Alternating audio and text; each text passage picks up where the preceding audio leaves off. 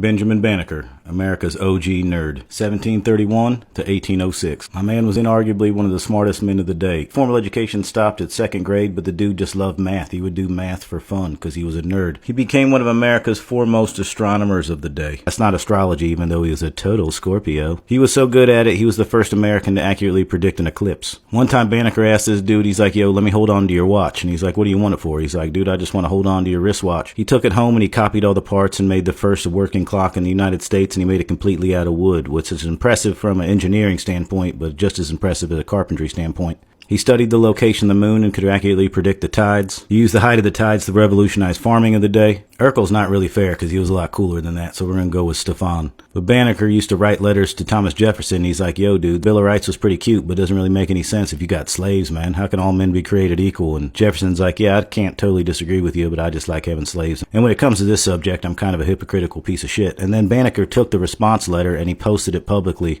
which is the first recorded history of a black man writing the U.S. government and telling them how stupid they were when it comes to how they treat black people. He's the great-great-granddaddy of American civil rights movement. He also used to kick it with the Quakers, because Benjamin Banneker used to put out this almanac which had all kinds of tips on farming, where the stars are going to be, all kinds of nerd stuff for other nerds. The Quakers are really into it, and the Quakers weren't always just oatmeal making motherfuckers. They used to be pretty hip to the black man's cause, really, at least as far as the 1700s were concerned. But the Quakers later came on to start the abolitionist movement. They said largely that's because of their influence of Benjamin Banneker. When they went to lay out the city of D.C., they needed a good surveyor, and one of these Quakers were like, yo, dude, I know this guy named Benjamin Banneker that can do it. And the other guy's like, dude, a black dude? And he's like, yeah, he's really good. And he's like, cool, we can do it, and we'll give a white man all the credit. Banneker's like, what? And he's like, your clock's really cool. There's a story about this Frenchman named Lafont that came over and designed the city of D.C., put it on a grid, but he got so angry with the D.C. government that he packed up all his stuff and left. But since Banneker had been working with him so much doing the layout, he just used his photographic nerd brain and recreated the city from memory. Even today in the city of Washington, D.C., there's a big old Lafont Plaza and a tiny little Banneker Plaza. Anyway, Banneker was a man of the day that was kind of surrounded by myth and legend, so I only really wanted to touch on the stuff that was provable. But the reason a lot less is provable, because the day he died, someone set fire to his workshop.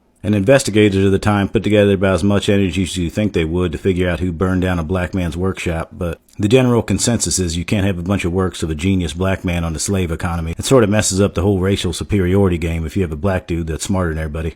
But that part's just a conspiracy, which you can choose to believe or not believe why his shop would burn down the same day he died. But what you can't argue with is that dude was one smart motherfucker. Benjamin Banneker, America's OG nerd.